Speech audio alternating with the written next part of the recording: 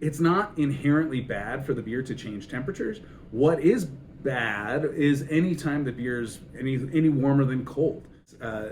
Don't worry so much about temperature changes. A lot of people worry that like if the beer is really cold and it warms up and you chill it back down again, you're damaging it, or if it go, that the roller coaster is not good for beer. Okay, so cold storage slows oxidation. It slows bad effects of aging. Cold will also maintain the flavors that are actually supposed to be in the beer that the brewer intended. Okay, so anytime it's warmer than that is not great. All right, so definitely don't get it above 77. If it gets to room temperature, that's gonna make the beer age faster than if it's cold. However, going up and down is not the end of the world. Just keep it as cold as you can, as often as, or for as much time as possible.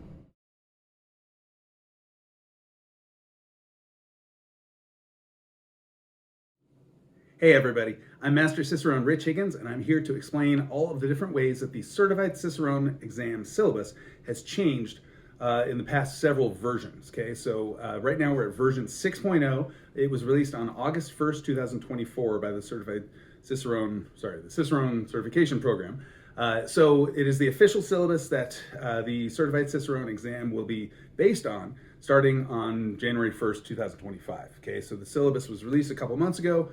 The syllabus is a living document in that it's re-released with slight changes to it every couple years or so. The Cicerone program combs through it and figures out what in it needs to be updated, basically based on changes in the beer market, or new beer styles or new brewing techniques, things like that have come out that certified Cicerones really need to be responsible for knowing. So that they can be the best Cicerones that they can be out in the marketplace. What do I mean by out in the marketplace? That is, the function of a Cicerone would be to be a knowledgeable beer buyer. So you're buying beer from beer distributors, potentially straight from breweries, and you need to know what makes those beers special, what makes them good, what makes them great for certain consumers too. And so the other side of being a Cicerone is being able to interpret beers and to guide consumers to finding the right beers that they want, or maybe guiding bars to purchase the beers that you sell, perhaps, something like that. But at the end of the day, you want to make sure that you know as much as possible about beer so that you can treat it well and then present it in the best way to whoever is going to be enjoying this beer, whether that is someone who's going to be drinking it on their, just alone.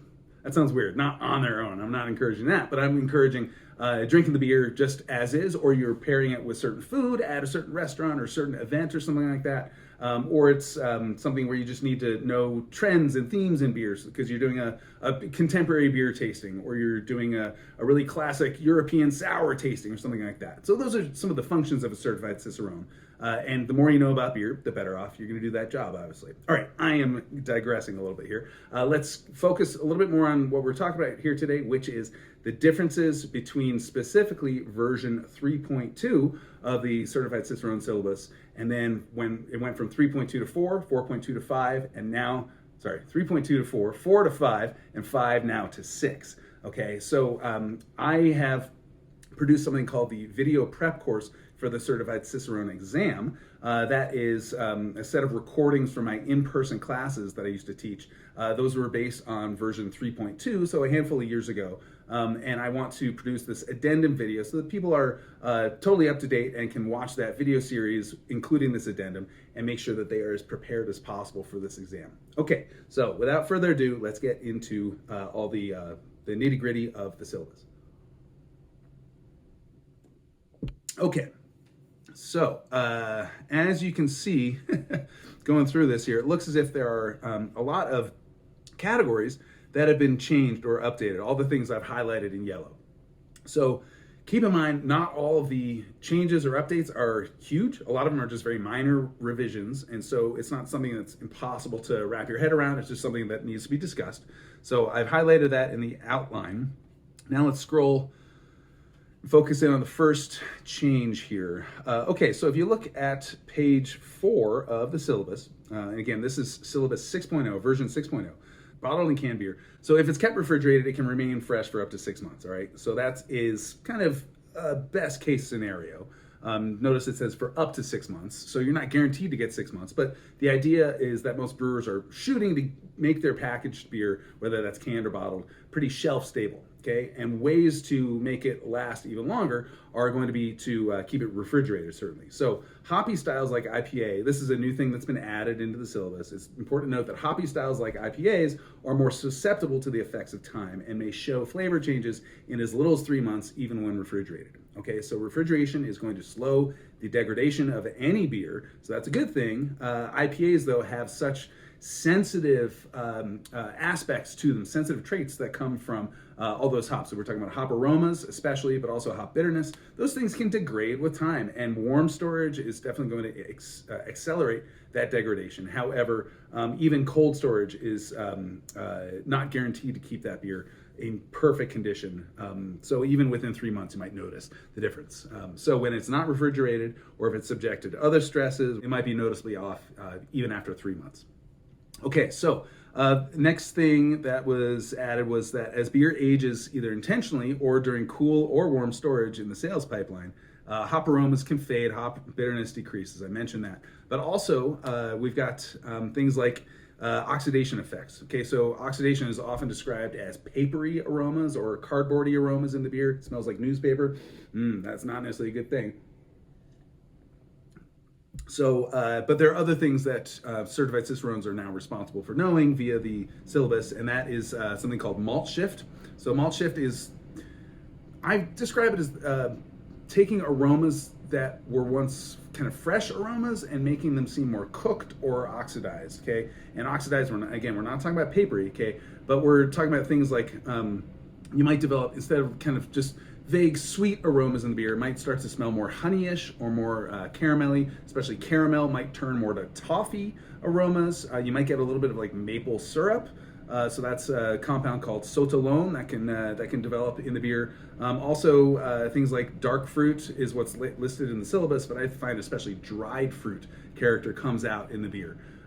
What was existing in the syllabus was also a mention of sherry, and sherry is an aged oxidized wine that has all those characters we were just talking about. So things like caramel, toffee, maple syrup aromas, dark and dried fruit for sure, and all that really develops because of that warm aging that sherry undergoes. Sherry also has a little bit of ethyl acetate, which can come across as a little bit of nail polish remover, a little bit of balsamic vinegar note, something like that.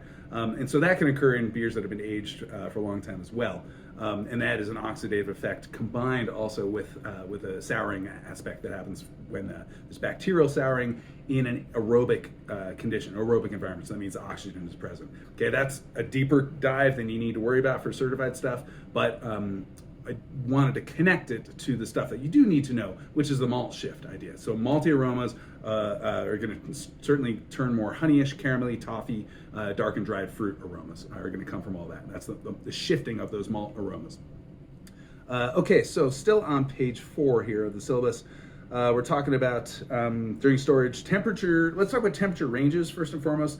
They're now identified on the syllabus, whereas they were not when I first filmed my class on version 3.2.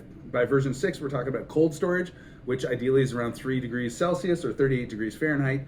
Room temperature is often regarded as 68 to 77, or the syllabus says 68 to 77 Fahrenheit, 20 to 25 Celsius.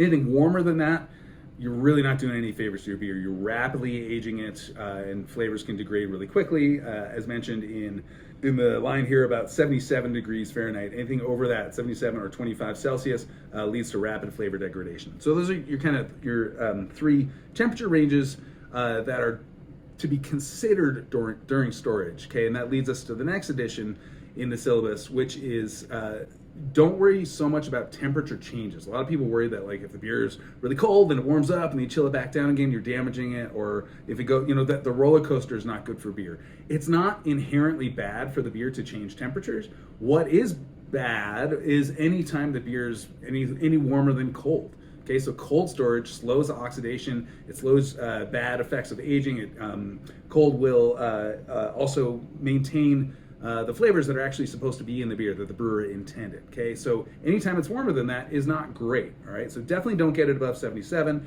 If it gets to room temperature, that's going to make the beer age faster than if it's cold. However, going up and down is not the end of the world. Just keep it as cold as you can, as often as, or for as much time as possible. Okay, that was a bit of a deeper dive. We got a quick one here, skunky flavor. Again, still on page 4, the very bottom of page 4. We're trying to protect beer from light. Light will irradiate hop compounds in the beer, specifically isomerized alpha acids, that will then break off sort of free radicals, specifically a compound called 3-methyl-2-butene-1-thiol. That smells like skunk, okay, is the concept, or the name given to this is light struck. Light struck is an off flavor that happens when beer is struck by light. It can happen from all sorts of different light sources. What they've added to this is LED lights. Okay, so we're talking about like the really bright, really energy efficient, but intense bright lights that are lining the door of like display refrigerators. Okay, so if you've got glass bottles of beer, so brown glass will protect beer the most from those light wavelengths. But green glass will not do much in the way of protecting the beer, and colorless glass will do no favors for protecting that beer. And we're talking about sunlight, fluorescent light, incandescent light, blue light, or blue ray, I should say, blue rays, and then LED lights is the new thing that they've added. Okay, so I said that would be a quick one, but I've dived into it more deeply than I probably needed to. All right, so here's a complex one. So this is on the top of page 6, we're talking about beer pumps. Okay, so beer pumps are a really important, helpful apparatus, I guess, or device that can be used in what's called a long draw draft system. Okay, so they're in addition to the syllabus, so it's something that needs to be explained and known by certified Cicerones, but also anyone who works in a bar, especially if there's a long draw system, the beer pump is an important thing to know about. So it's listed here on the pressure side components list.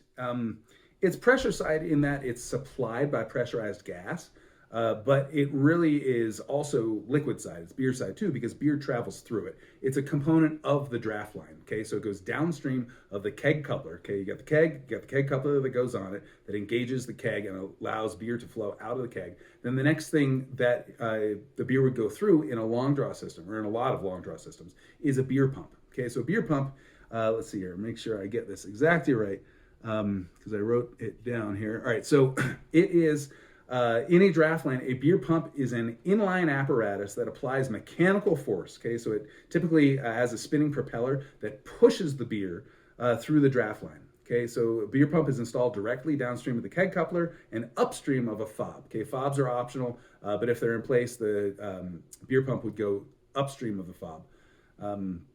Then it is, so beer pumps are dedicated to a single beer line, okay? So each beer line would have its own beer pump. A beer pump doesn't run one pump for the whole system. It runs per line, per product. So thus, a multi-line draft system would require a beer pump for each draft line.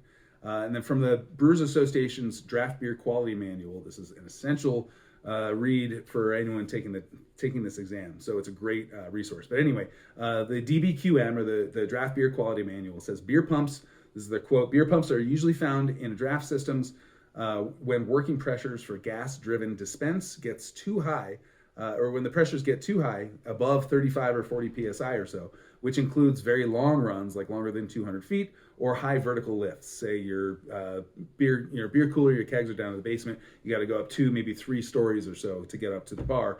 That's a lot of static resistance that you're trying to overcome. So a beer pump can really help. Now, they're usually supplied by air because that's cheaper than CO2, okay? So if it's supplied by air, you cannot supply that air to the kegs also, okay? Because air has oxygen in it, it has bacteria in it, it will end up spoiling the beer, okay? So air can supply the beer pump to actually just run that propeller, but you never want to let it touch the beer, so don't let air get into your kegs. Okay, so if you use an air compressor to run your beer pumps, this is also from the DBQM. Additionally, only high-quality air compressors that clean and dry the air must be used to avoid damaging beer pumps. Okay, smaller, less expensive compressors may deliver air with small amounts of moisture or oil that can damage beer pumps over time, and then they can break down, leaving the retailer unable to dispense beer. Quick time out. Sorry, this is a Schwartz beer, and it's delicious. Okay, so the other thing that you can run beer pumps on is CO2. That's another common thing to do. It's more expensive than using air. However, it's often convenient because you have a supply of CO2 going to your kegs. And so why not just hook your beer pumps up to it also? That's fine.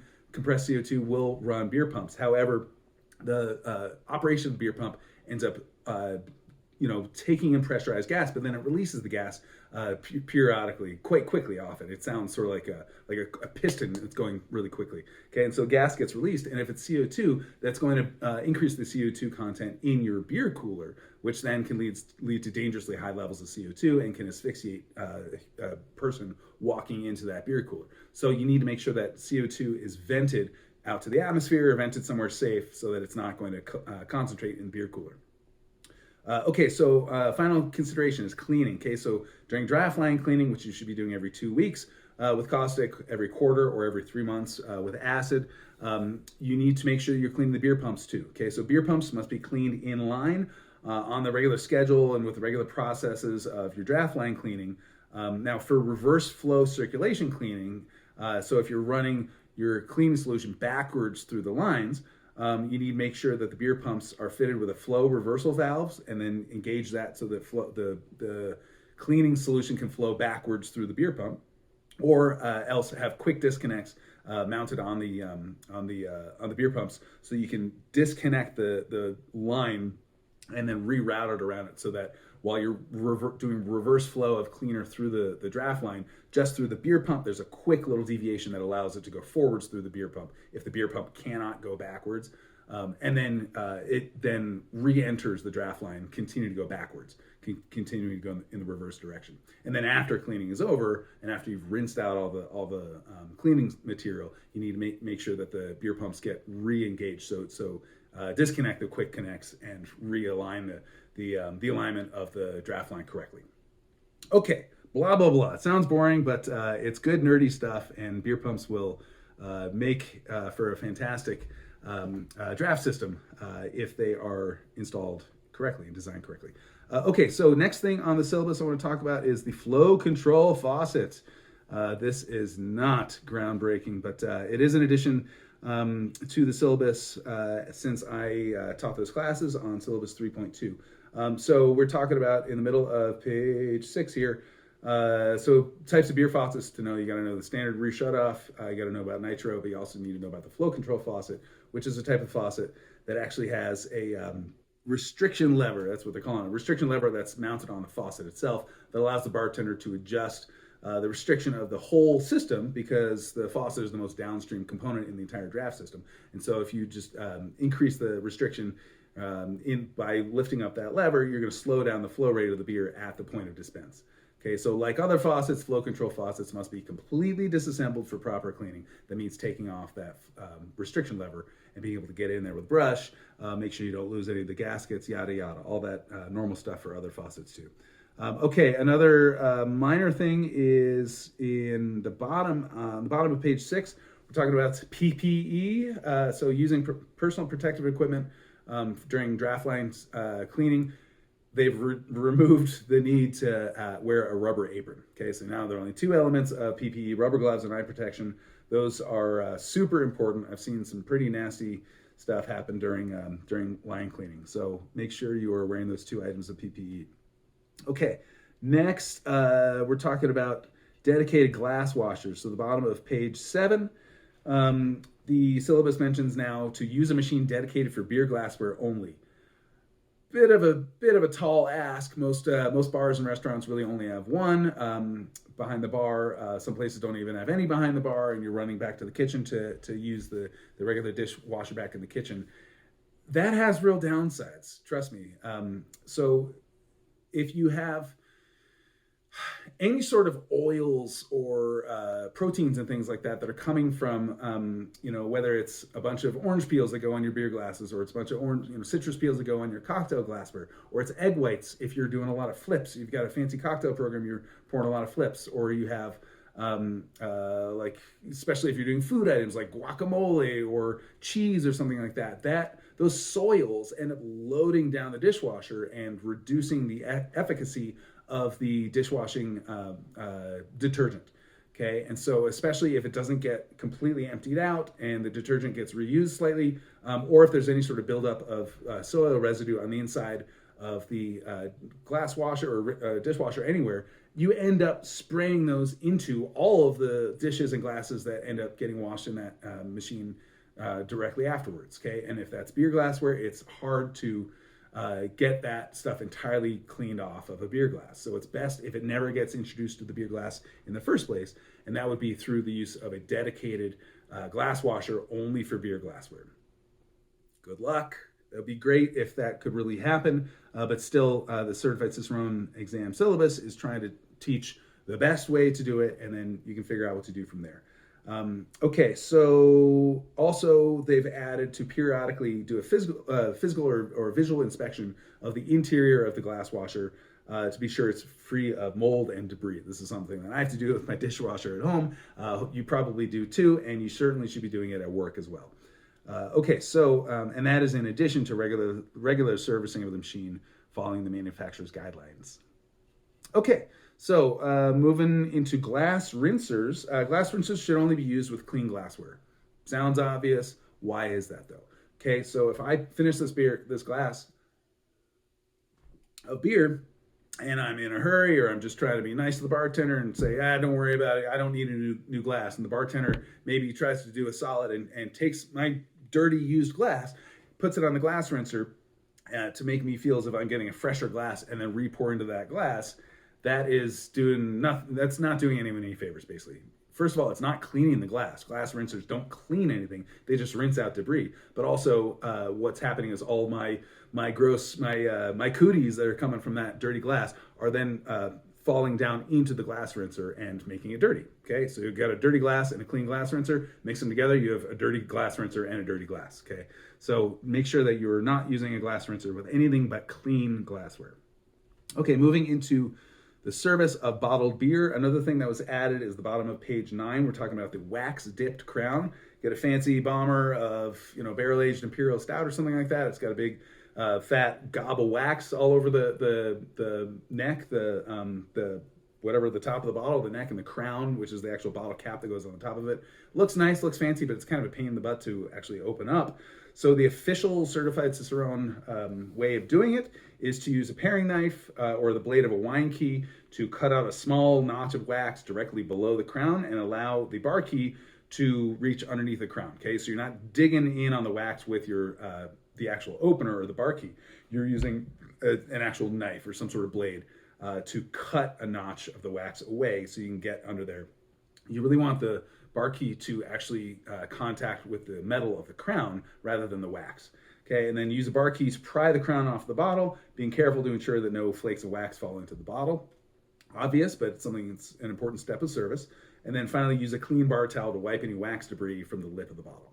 Okay, not rocket science, but it's officially added to the syllabus. Okay, so next thing that we're talking about is check side pull faucets. All right, so this is something that's been around in the Czech Republic for a very long time, but they're pretty new and kind of trendy in the US at fancier beer bars and fancy brew pubs.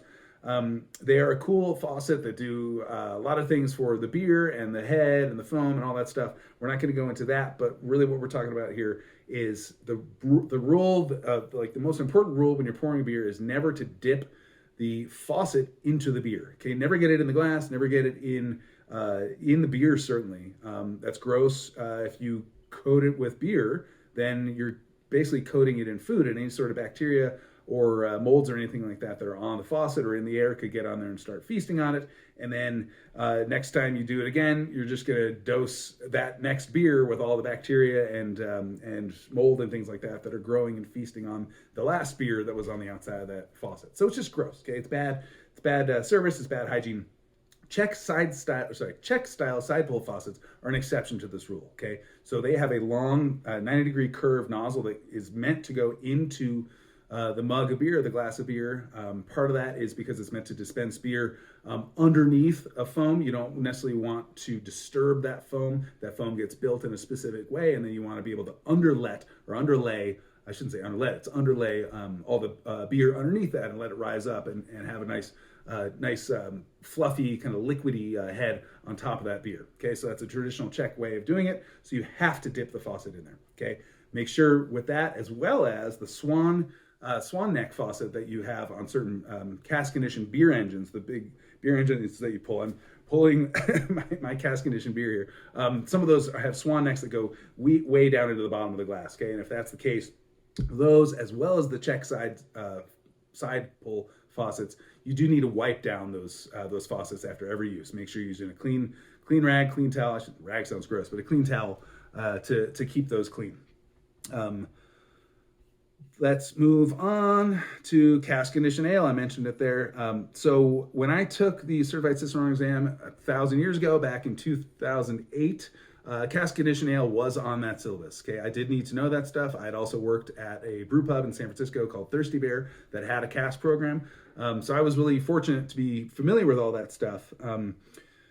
It's been on the exam forever. However, it's been sometime after version 3.2 of the syllabus, it got bulked up as far as how they explained it in the syllabus. The questions they would ask, I don't think are any different than the way they've always been writing them or asking them on the exam, but now the syllabus actually gives you more detail. So it's actually a more helpful version of the syllabus. So make sure you read through that. There is a book called Cellarmanship by Patrick O'Neill that is also a very helpful resource. It's a whole book though. If you want to dive deeply into it, get the whole book and learn about cask stuff from soup to nuts, and also go over to the UK and drink as much cask conditioned beer as you can. It's a fantastic pastime. However, know that you probably don't need to know everything in that book to be prepared for the certified Cicerone exam. Okay, so moving into beer styles. All right, that's it for keeping and serving. We're done with keeping and serving. We're going to cover some stuff with beer styles, and I'm going to take a quick moment to take a sip.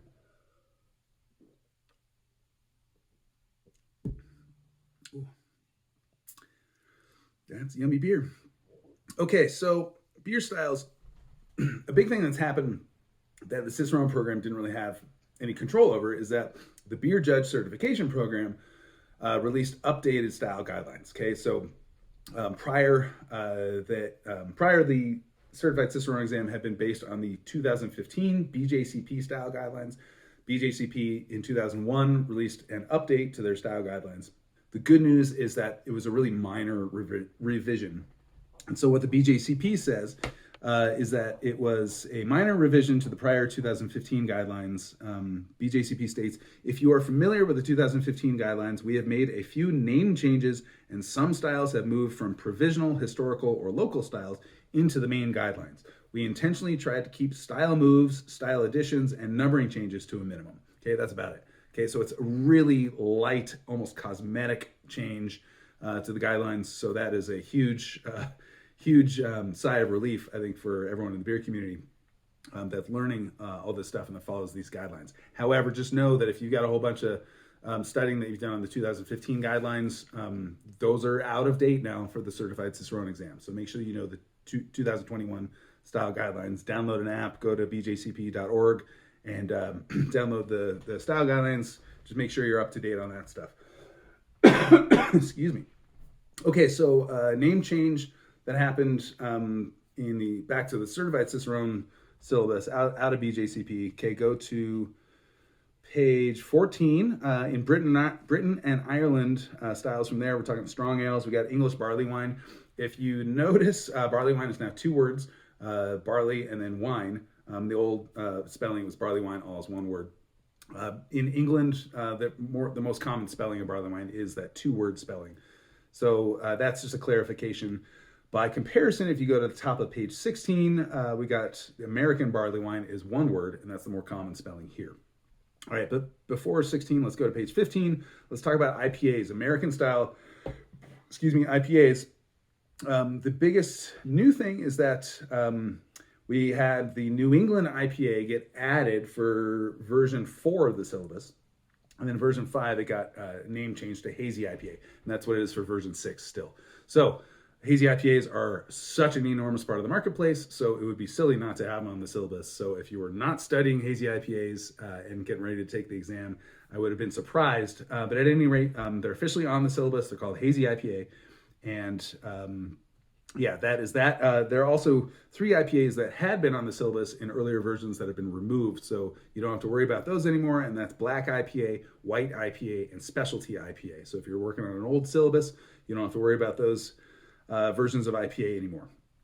Okay, unfortunately, they've just sort of fallen out of favor in the marketplace. They're not too easy to find, so they're not necessary to be covered.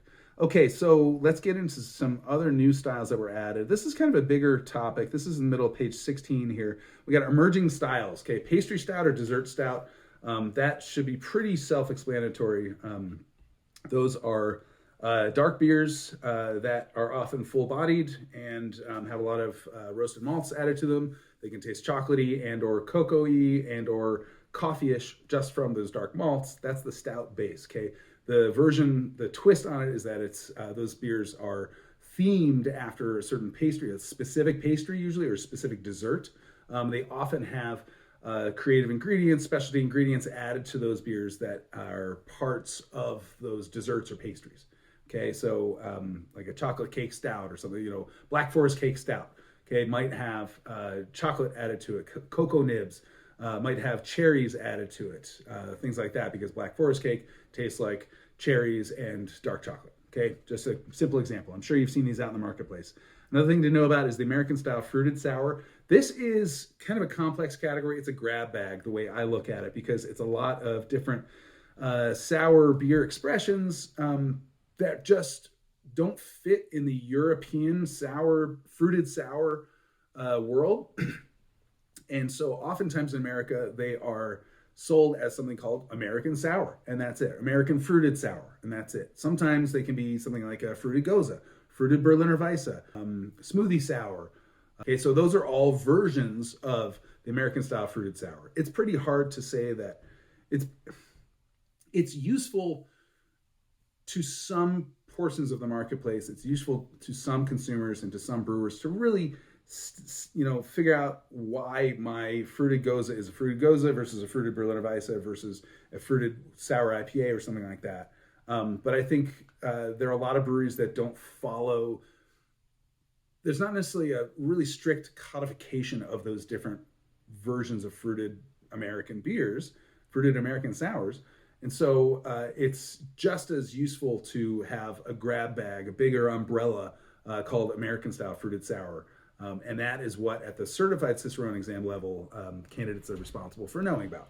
Okay, so we're talking about beers that are, let's see, in BJCP, they have something called American Wild Ale category. That's not really wild.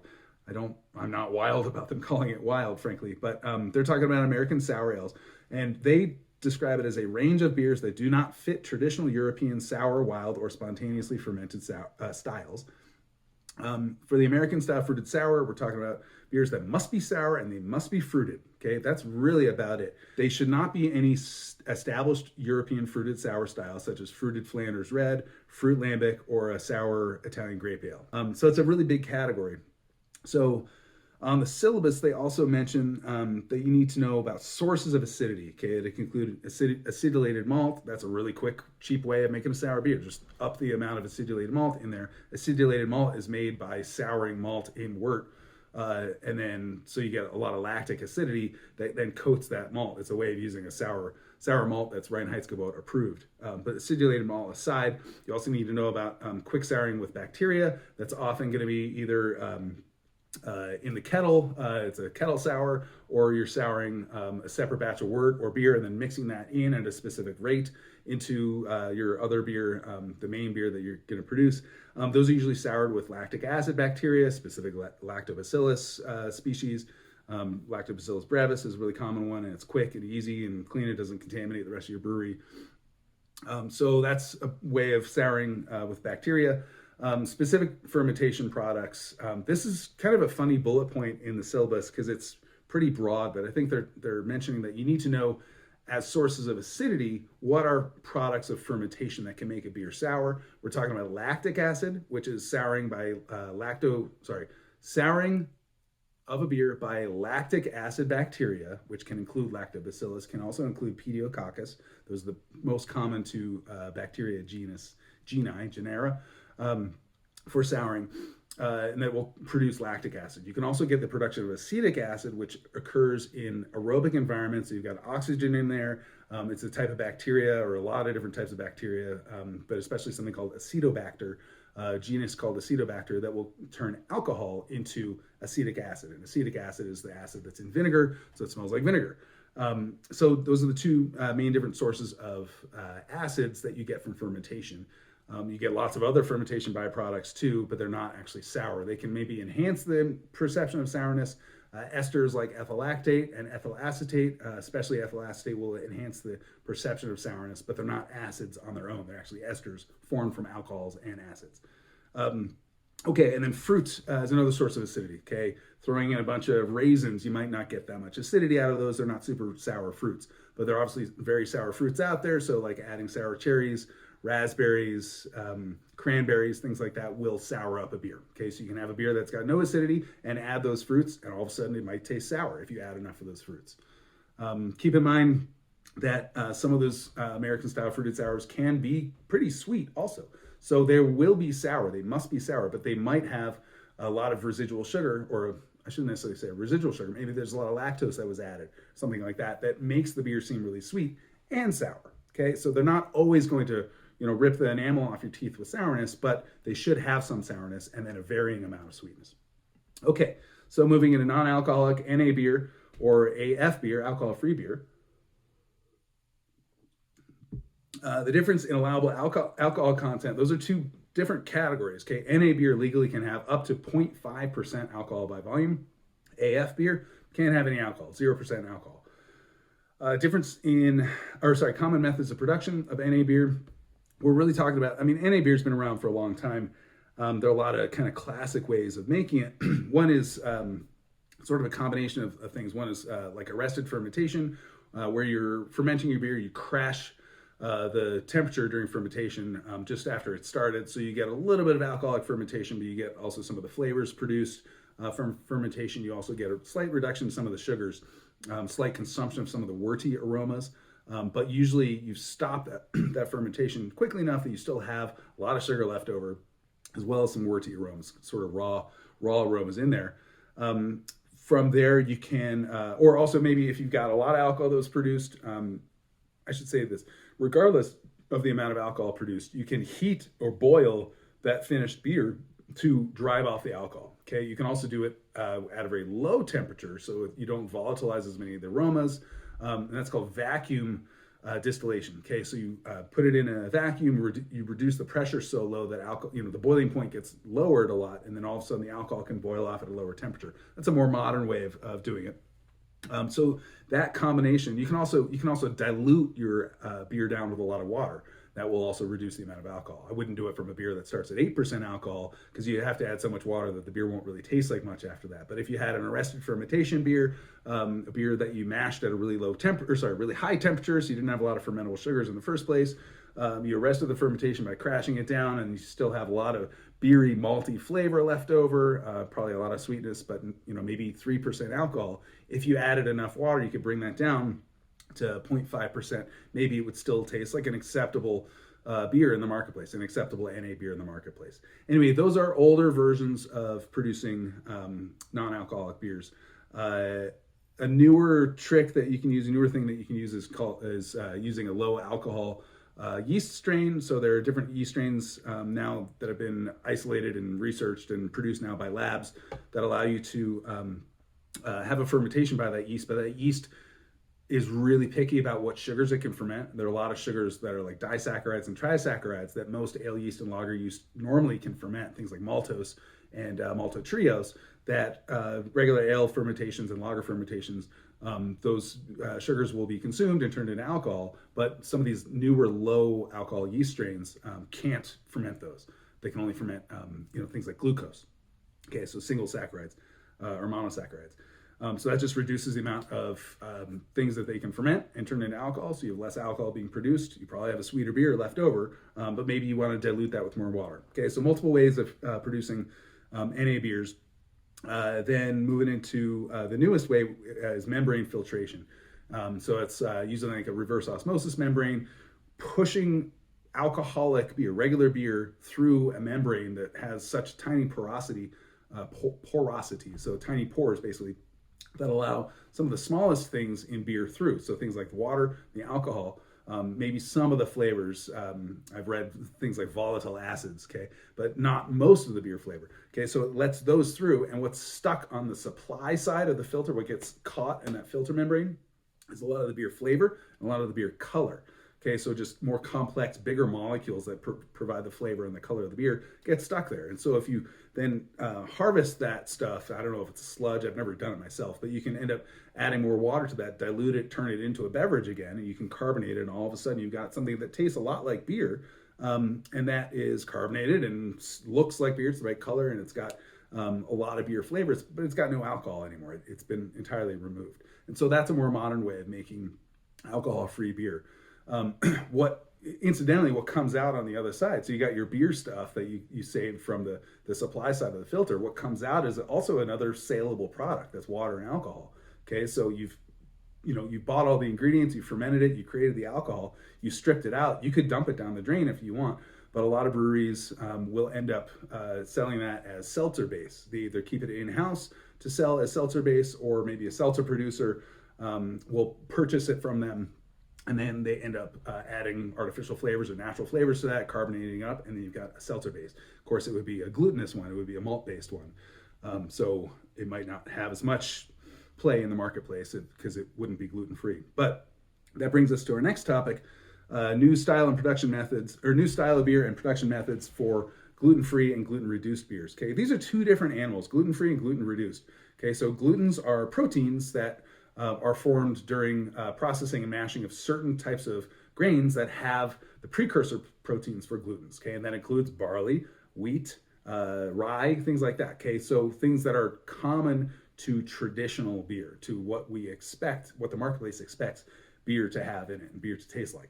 Okay, so if you cannot make a gluten-free beer from those grains. Okay, but if you want to produce a gluten-free beer, that you have to produce a beer that never had any gluten ever touching that beer. No gluten ever in that beer. That's gluten-free.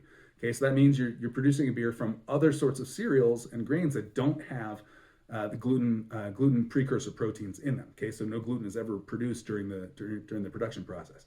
Those are grains such as rice, sorghum, quinoa, corn, buckwheat, things like that. Okay, so those are ways, I think, I was going to say teff. I shouldn't say teff because I don't know if that is gluten or not. But anyway, so rice, buckwheat, quinoa, sorghum are probably the biggest ones, and corn are the biggest ones. And so those don't have gluten. So if you make a beer from those without any glutinous grains, other types of grains, you're going to have a gluten-free beer. Ta-da. Okay, but if you want to brew a beer with glutinous grains, such as barley, wheat, rye, then you can also add an enzyme that will break down. It's called a proteolytic enzyme. It breaks down the proteins, or certain proteins, and it can target a protein like gluten, break it down and reduce it to other non-glutinous proteins. So then it becomes possible for a lot of people with gluten intolerances to consume those beers, but not everyone. It really depends. It's case to case. So I would never, you should never sell a gluten-reduced beer to a celiac or someone who says that they are gluten intolerant, unless it has to be their choice. They have to have the information. And so as a Cicerone, it's up to you to be able to provide them that accurate information. So a gluten-reduced beer, it's up to the brewery to add something like Clarex or Clarity Firm. Those are two different products of these enzymes that break down these glutens that are in the beer. It needs to reduce it down to below 20 ppm, 20 parts per million of gluten in the finished beer to be called gluten reduced. Okay, and so it's up to the brewery to guarantee that. But then it's up to the Cicerone to make sure that someone who is concerned about consuming gluten, they need to know that the beer they're potentially buying is a gluten-reduced beer. So that means it had gluten in it at one point. The brewery promises it's below 20 ppm of gluten, but I can't promise you as the consumer who are gluten intolerant will be able to process this. I don't know how your body will handle it. So you need to leave it up to them. Okay, and then gluten-free beers can be consumed by anyone with gluten intolerances. Okay, so dug into that. All right, let's move on to beer flavor and evaluation. And just a couple quick things were added here. On page 18, let's talk about hops.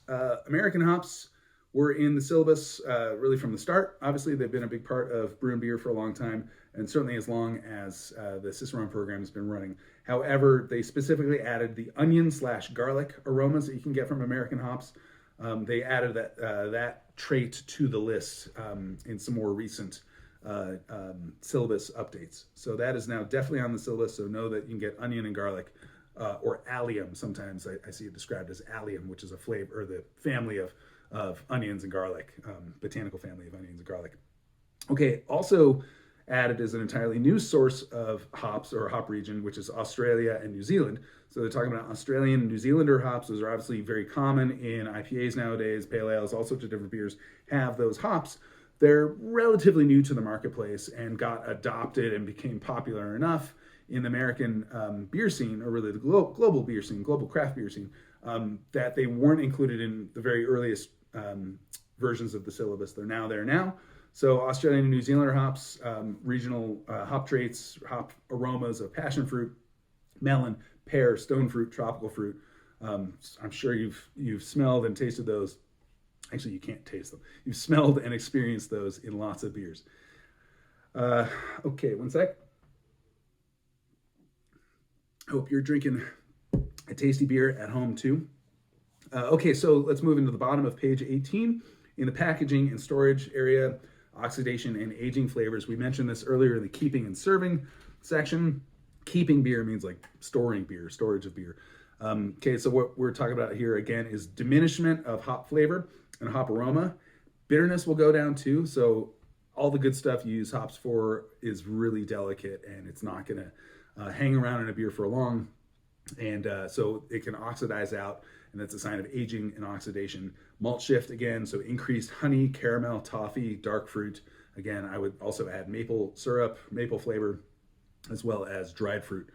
And then draft line infection at the top of 19 here is also specifically added to the syllabus. So draft line infection, draft lines need to be cleaned every 2 weeks. I mentioned it earlier. You've got to do a detergent cleaning on them or a caustic cleaning on them to remove as much of the organic soils as possible. We're talking about things like molds, yeasts, bacteria that are going to produce things like diacetyl, which is an aroma compound that smells like butter, as well as sourness, usually lactic acid because it's not in an anaerobic environment, but in an anaerobic environment, you could probably also get acetic acid too, or vinegar. Okay, we are almost done here, and we have possible flavors to know on the tasting exam. Okay, so the middle of page 19, you used to have to know 6. You were responsible for spotting 6 different flavors in the blind tasting portion on the tasting exam. Woohoo, lucky you, they've removed one of them. They've removed acetic acid, so vinegar. So you don't need to worry about that one. You need to know about it academically, but you're not supposed to be able to spot it just tasting it in the tasting exam. You only need to know acetaldehyde, diacetyl, DMS, light struck, and trans-2-nonenal. Okay, and then final thing here is that we have in the food and beer pairing section, in later versions of the syllabus, they added an appendix of recommended culinary knowledge. Okay, so this is just a table. It's on pages 26 and 27. Just get to know it. But if you've stared at the syllabus and memorized it, or made your own charts off of these recommended ingredients and cooking methods from version 4, version 5 of the syllabus, now for version 6, the only thing that's changed is they've added one cheese, okay, feta cheese. So you need to know about that one, in addition to burrata, camembert, cheddar, chèvre, gruyere, mozzarella, paneer, and ricotta. You also need to know all those other herbs and spices, pantry items, produce, proteins, pasta and grains, peppers, and then the methods of preparation. Okay, so that stuff is unchanged, still need to know it. And that is it. So thank you so much for sitting through this. And please, if you're excited about this stuff, if you're excited about anything about Cicerone stuff, check out my video prep course for the Certified Cicerone exam. Taught by me, designed by me, full of silliness, a little bit of humor, some gaffes and mistakes and mispronunciations and all that stuff. And it's a live class, or it was recorded live, so my students are in there laughing and making fun of me too. So it's a good class, and it's available on Vimeo. You can check it out on my website at richhiggins.com. Just go there and click on video course, or you can get to it directly via the quick link of bit.ly, bit.ly/beer trailer. Okay, so go check it out. All right, thanks a ton for watching. Appreciate it. And yeah, enjoy a good beer. Cheers.